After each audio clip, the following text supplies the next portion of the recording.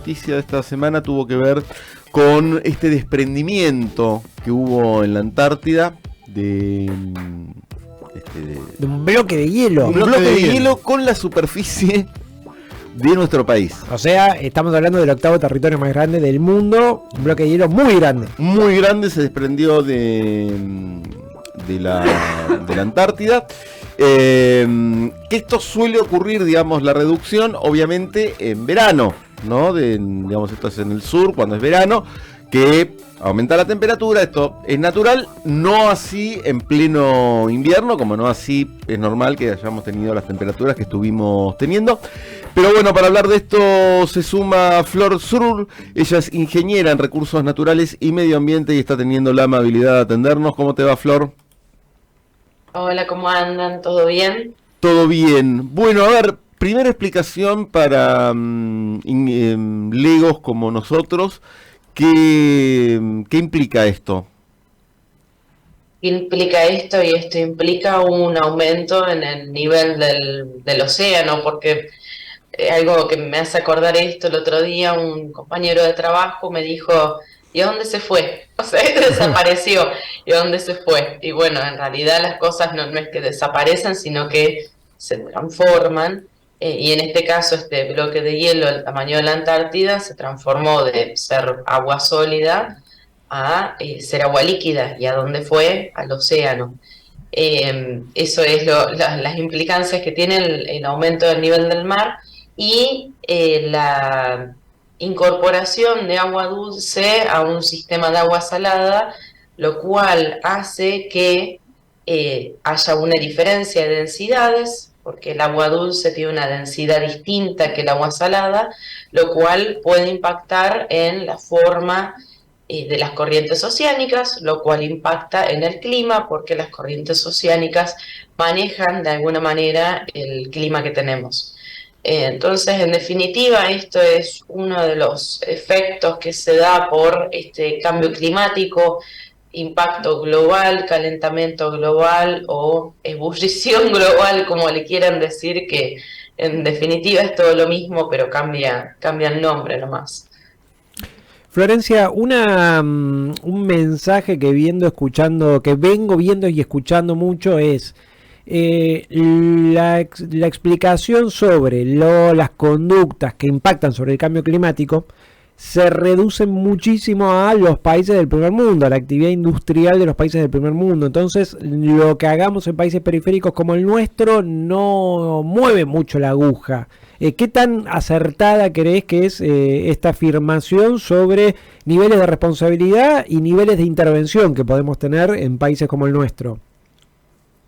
Si bien es súper interesante la pregunta, pues si bien es cierto que Latinoamérica y el Caribe no tienen el mismo impacto en temas de emisiones de gases de efecto invernadero como sí lo tiene el hemisferio norte, y en realidad el hemisferio norte no, sería Estados Unidos, Europa, China, Japón, Rusia, porque México también es hemisferio norte y por más que contamina mucho no se compara con su vecino de Estados Unidos. América somos todos. La cuestión es que ahí hay una cuestión. No hay que limpiarse de responsabilidades, porque muchas veces los gobiernos dicen, bueno, estamos contaminando menos, entonces no tenemos que tampoco tomar medidas responsables porque en definitiva no somos los culpables. Y en realidad hay muchas cosas que inciden, muchos parámetros, muchos factores que inciden en este cambio climático. Y en este impacto al ambiente. No es solamente la emisión de gases de efecto invernadero, sino es la forma en la que aprovechamos, usamos, explotamos, sobreexplotamos los recursos naturales que tenemos. Entonces, hoy en día Argentina tiene la responsabilidad de dejar de pensar en el fracking, dejar de pensar en offshore, y dejar de pensar en una minería que no sea sustentable para el ambiente, teniendo en cuenta que ambiente es lo natural y lo social. Y esto es lo que está pasando con el litio, que se está tomando como lo que es la transformación energética, que es cierto, se necesita litio y cobre para esta transición energética, pero una cosa es sacar litio y otra cosa es sacar litio.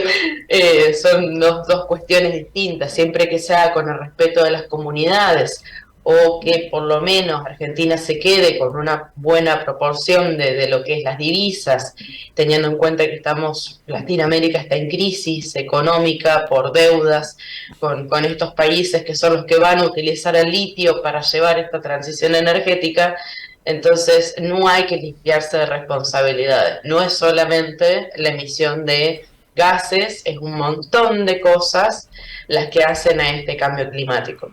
Igual, perdón, cuando metés esta idea de decir, bueno, que Argentina se quede con las divisas, que estoy de acuerdo, ahora el daño ambiental se estaría haciendo igual.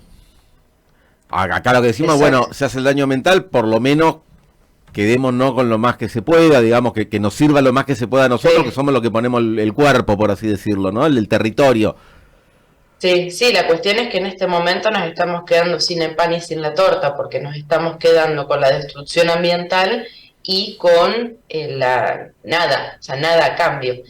Hay una cuestión ahí que es un debate interesante para tenerlo, y es si minería sustentable existe o es un oxímoron. Y ahí hay que mirar muchas variables, porque es cierto que el mundo necesita ir a transición a energías renovables, es cierto que estas energías renovables requieren litio y cobre, pero a su vez es cierto que hay una explotación de los pueblos y de los recursos que no es coherente con este nuevo modelo que se quiere buscar de responsabilidad ambiental. Hay mucho discurso, hay mucho greenwashing. eh, o sea, en realidad no tendría que haber una minería contaminante, pero la verdad es que desconozco si hay una minería que no lo sea. La cuestión ahí es que en realidad dependemos la minería para vivir, no podemos decir no a la minería, por eso se habla de decir Claro. no a la minería, a la mega minería o a la minería contaminante, porque todo lo que en este momento estamos saliendo al aire por la minería, los micrófonos que tienen, el auricular que tengo, Las mismo, no baterías. sé, la ropa, el maquillaje que me puse, todo tiene en algún Sí, sí. punto conexión con la minería. Entonces, ahí está la cuestión, lo difícil de justamente el tema ambiental, que no se puede decir no, pero tampoco se puede como dar la mano y que te agarren el codo. Es un tema muy complicado. Ustedes estaban trabajando en un proyecto de concientización, en este caso, como decís, Florencia, sobre el agua, pero en general tiene que ver también con la concientización y racionalización del uso del agua.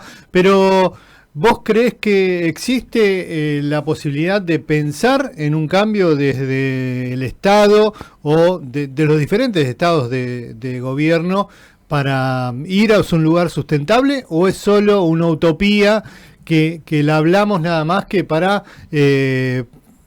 cuestiones de campaña? Qué pregunta complicada. Pues en realidad, si es por cuestiones de campaña, muy pocos partidos políticos están hablando del ambiente, así que Sí. tampoco están usando el ambiente para cuestiones de campaña. Claro. Uno tiene que buscar mucho para ver qué es lo que proponen los candidatos en estas PASO referido a lo que es ambiental, así que tampoco lo están utilizando Claro. para campaña. Y referido a lo que es el cambio, bueno, vos mismo lo dijiste, personalmente yo no estoy de acuerdo con sobrecargar al individuo con la responsabilidad del cambio. O sea, está perfecto que las acciones individuales ayudan y aportan, pero en definitiva el cambio, como bien decís, lo tienen que hacer los gobiernos y las empresas. Y yo creo que puede haber un cambio porque ya lo hubo. Ya pasó esto. Esto pasó con lo que fue la capa de ozono, que fue una crisis tremenda a finales de la década del 80 y a principios de los 90, en donde todos los gobiernos dijeron, bueno, muchachos, no usamos más FC, y se hicieron convenios internacionales que se cumplieron, y al día de hoy la capa de ozono se está recuperando gracias a estas medidas. O sea, si ya se hizo antes con un tema que era muy grave, como era la pérdida de la capa de ozono, ¿por qué no se está haciendo ahora con cambio climático? ¿Por qué está tan lento? puede ser que en el caso de lo de la capa de ozono hubo en el momento un reemplazo rápido a los clorofluorocarbonados, al CFC, y que hizo que la transición sea más rápida. También que la rapidez de la pérdida de la capa de ozono iba a hacer que nos extinguiéramos en menos de 2 años. O sea, era todo muy, muy rápido. Y esas cuestiones pueden ser que hayan hecho que el protocolo de Montreal haya funcionado y que todos los protocolos y acuerdos que se están haciendo con cambio climático no estén teniendo tanto impacto.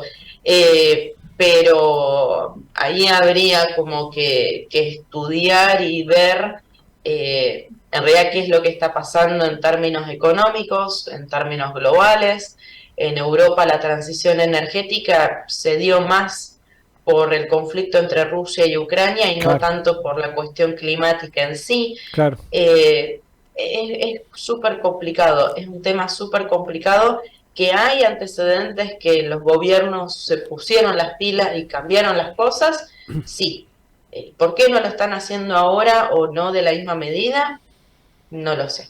Florencia, este episodio que relatamos al principio, este desprendimiento de un pedazo de hielo del tamaño de la Argentina, el que se haya transformado en agua dulce, también nos recuerda la importancia estratégica que tiene la Antártida para todos los países del mundo, pero en particular para la Argentina, que tiene una presencia sostenida desde hace muchísimo tiempo y creo que es una de las pocas políticas de Estado que podríamos señalar y celebrar, ¿no? La presencia sostenida desde hace tanto tiempo en un lugar tan importante. Sí, sí. En realidad el tema de la Antártida también es como re estratégico porque un montón de países que tengan la sombra en la Antártida van a tener presencia y es un lugar que tiene un recurso súper estratégico que es el agua dulce. Y acá la cuestión es ver justamente este pedazo de hielo gigante, enorme, porque Argentina es grande y uno lo usa de parámetro de comparación, pero la magnitud de este desprendimiento es enorme, de esta desaparición, desprendimiento y derretimiento es enorme, y ahí habría que ver qué países tenía, o sea, ese pedazo de hielo, bajo qué país estaba controlado, y ver cómo, qué medidas tomaron o no en la pérdida de su territorio. Pero por más que Argentina, por ejemplo, en caso particular, tenga mucha incidencia y cuide la Antártida, y hay muchas experimentaciones, hay muchos científicos en la Antártida, es un lugar que tiene importancia. La verdad que a esto se le llama cambio climático o impacto global, porque por más que un país esté haciendo las cosas bien, si los demás países no, es muy complicado.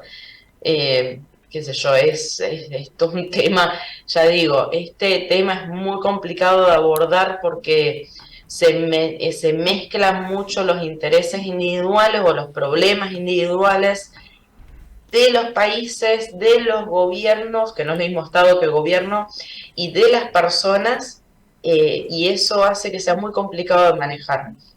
Puede ser que haya personas que en este momento estén sufriendo inundaciones, incendios, falta de agua, que estén viviendo cerca de microbasurales, que no puedan producir, que estén, no sé, perdiendo ganado, que se les esté secando la cosecha, que esté viviendo en condiciones precarias.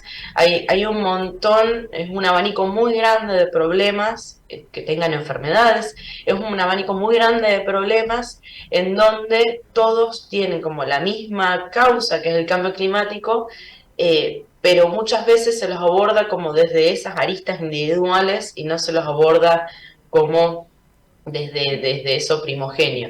Entonces uno dice, bueno, hay muchos incendios. Pasó en La Pampa en el año 2000, yo les estoy hablando de La Pampa, el fondo que tengo es Caldén.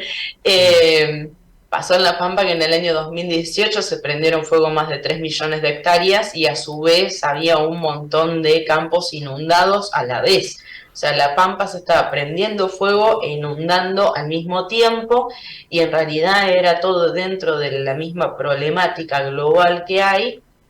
Pero a la hora de tratarlo, porque es obvio, porque es más fácil, porque somos personas y hacemos lo que podemos, a la hora de abordar la problemática se lo toma como aristas individuales. No se relacionan Claro. los incendios, por ejemplo, hoy en día en el hemisferio norte, que están en verano, con este desprendimiento de hielo y desaparición, como tampoco se lo relaciona con el calor que hizo estos días en pleno invierno, o no se lo relaciona con las inundaciones. No se estaría como conectando las cosas, y eso hace que sea muy complicado de manejar. Son dos problemas muy distintos a la vez. Claro que sí. Bueno, ahí es una mirada, ¿no? No solo se desprendió, sino que este bloque de hielo enorme, sino que, como decir, Florencia, nosotros nunca vemos lo que pasa por eso, ¿no? Solo vemos la noticia de que se desprendió, Claro. y es agua, no, pero después te prendiste fuego, los animales se te mueren, las sequías, ¿no? Que vivimos hasta hace muy poco.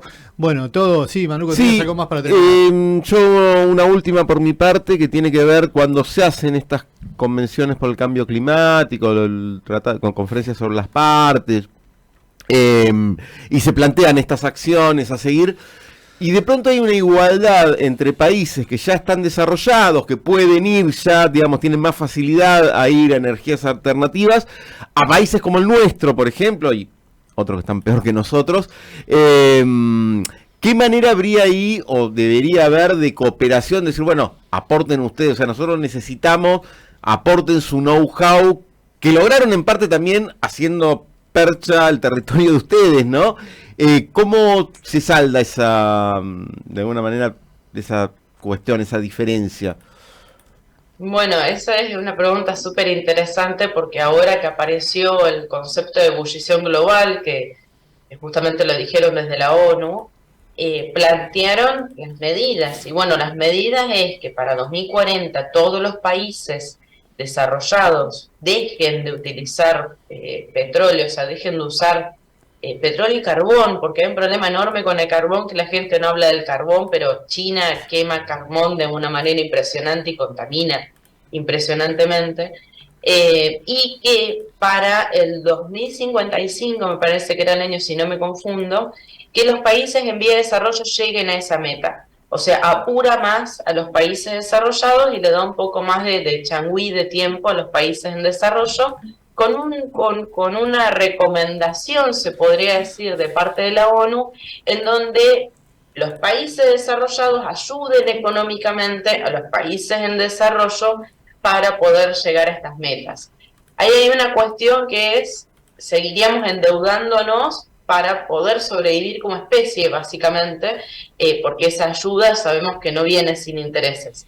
Entonces, lo que se propuso desde lo que es Latinoamérica, incluyendo, bueno, Argentina lo propuso muy claro en la última COP, que fue la COP 27, la Conferencia de Partes por el Clima número 27, que es este saldo de la deuda externa a cambio de acciones climáticas. Entonces, ese dinero, en vez de dárselo a los países, al Fondo Monetario Internacional, al Club de París, etcétera, etcétera, utilizar ese dinero para poder tener esa transición energética que se está exigiendo por razones lógicas, que es que por más que estemos en la era de la ebullición, todavía hay esperanza de que esto no vaya a peores todavía si se puede cumplimentar estos objetivos a 2030, 2040 y 2050.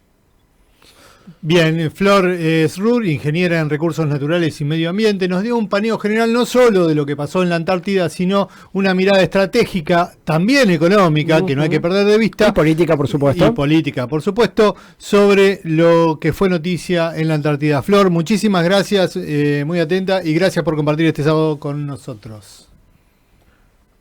Muchas gracias a ustedes.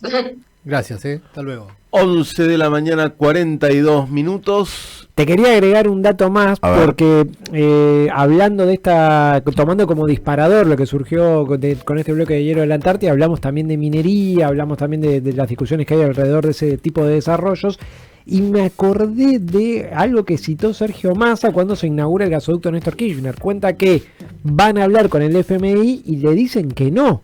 Y Claro. los organismos multilaterales de crédito, el BID, el FMI, Corporación Andina, dicen nosotros no financiamos obras como gasoductos porque no aportan a la transición energética. Totalmente. Por eso tuvo que financiarse con recursos del Estado Nacional y pudo terminarse con recursos del Estado Nacional. Hasta ahí uno dice, bueno, Es una mirada... no está mal el razonamiento porque decís, Claro. si los organismos multilaterales, si estamos de acuerdo en que hay que ir hacia una transición energética. Claro. Ahora, el problema es que el gasoducto hoy sigue siendo muy importante. Miremos lo que pasó el año pasado cuando le hicieron el sabotaje al Nord Stream 2, que es el gasoducto que lleva gas desde Rusia hasta Alemania a través del Báltico. Sí.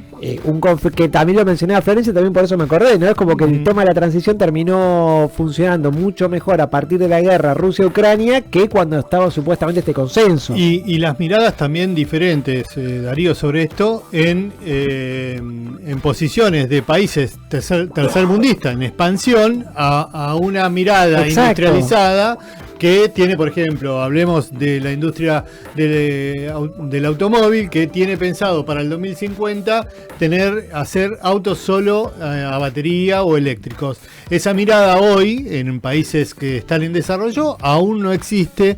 Por eso es que necesitamos, por ejemplo, cosas como el gasoducto, ¿no? Fíjense qué importante el gasoducto para la República Argentina, para su matriz productiva, para garantizar el gas para sus propios habitantes, para poder exportarlo, para poder modificar el sistema modelo exportador que tiene nuestro país hace más de 200 años. Y fíjense la postura de los organismos multilaterales que tenían los recursos para que Argentina lo pueda hacer. Entonces hay una contradicción ahí entre el desarrollo autónomo, qué pasa con la cuestión ambiental, dónde está puesta la decisión política, cómo poner los recursos. Es decir, bueno, es una discusión muy compleja donde además tenés el 40% de pobreza. Totalmente. Uno citaba el caso de Mar del Plata con el tema de los offshore. La estructura productiva de Mar del Plata la destruyeron durante el menemismo y Mar del Plata está hace muchísimos años en el top 5 de desempleo de la República Argentina. Totalmente. Hace muchos años que Mar del Y Plata no puede está salir de eso. Sí, es, primera, segunda, estructural. tercera, primera, segunda, tercera, primera, Sí, segunda, sí, sí. tercera. Una ciudad muy importante con muchos habitantes. Digo, Sí, no- con mar, con Exacto, turismo. decís, ¿cuánto mar Argentina en Mar Sí, del sí. Plata para decirle que no a una actividad como el Bueno, offshore? Chubut también podría ser otro Bueno, ejemplo. otro ¿no? ejemplo que es lo que pasa con Chubut. En Chubut viven en conflicto, acá que estuvimos cubriendo todo lo que fueron los conflictos docentes, estatales. En educación Y es a, tremendo. digamos, el y problema a que su vez tienen recursos que van derechito al Estado provincial. ¿no? Exactamente, Que- entonces, hay toda una serie de complejidades. La Constitución del 94 dice que los recursos naturales no son de la nación, son de las provincias, son de exacto. Ahí tenés otro marco de conflicto porque claro, muchas provincias hicieron como le parecieron con sus recursos y hay un poco de todo. Uno mira la experiencia de Catamarca, por ejemplo, que ha hecho cosas interesantes. En Santa Cruz hay experiencias muy interesantes. En Santa Cruz, por ejemplo, que está pegadito a Chubut, no existe un movimiento antiminero como sí existe en Chubut. Claro. Y son provincias limítrofes Recordemos- con situaciones parecidas, y en Santa Cruz hay como un aval social a la minería que en Chubut no existe. Claro, y recordemos también, más allá que es uno de los puntos, que esta reforma de Jujuy tenía mucho que ver con el recurso del litio, ¿no? Exactamente, con qué pasaba con el litio, el recurso estratégico. Claro, con los pueblos originarios y quién se hacía cargo de la extracción y el manejo de ese litio, ¿no? Se viene la primera fábrica argentina de litio impulsada por la Universidad Nacional de La Plata. Ujú. Ahora se inaugura dentro de poquito. Digo, tenés muchas cuestiones que están para debatir al mismo tiempo. Y este pedacito, este desprendimiento de hielo que se fue de la Antártida, nos sirvió para por lo menos presentarlo.